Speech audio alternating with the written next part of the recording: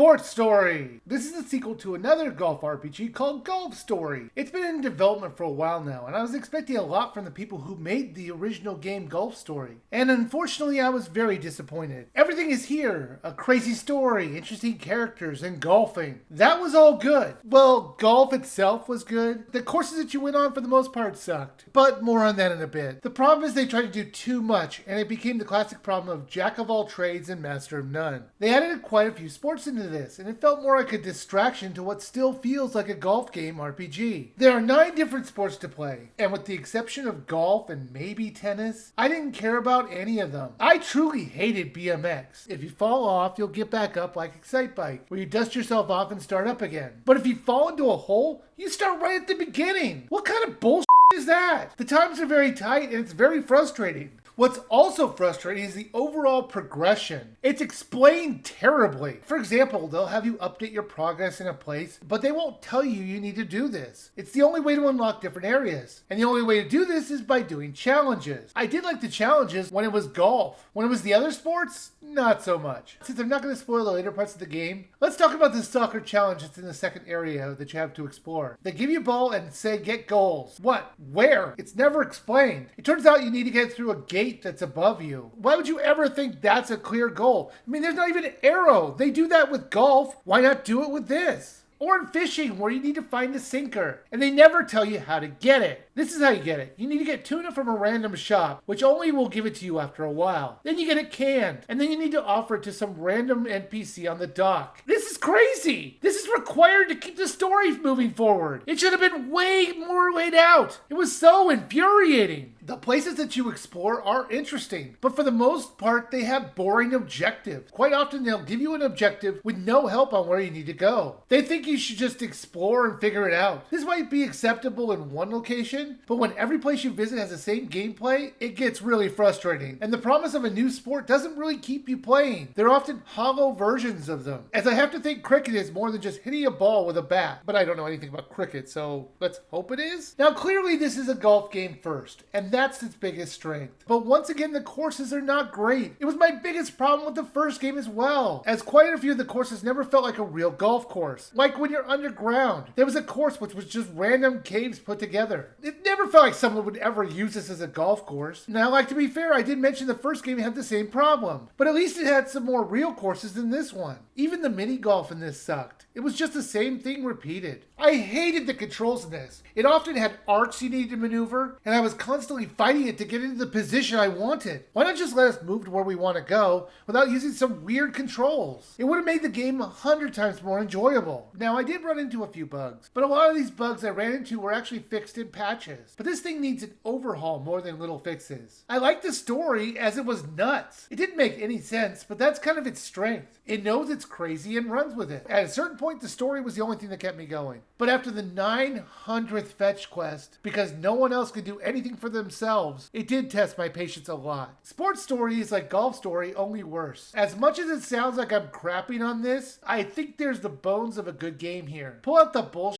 fetch quests, focus on the golf again, and it could be fun. You could still put in the other sports, but limit it to a couple so you can make them more enjoyable. Now, this is not an expensive game, and it had its moments, but I would still skip it. While the promise of multiple sports to play sounds fun, in practice, it's not. If you're looking for a golf role-playing game, I would try the first game, Golf Story, and just skip this one.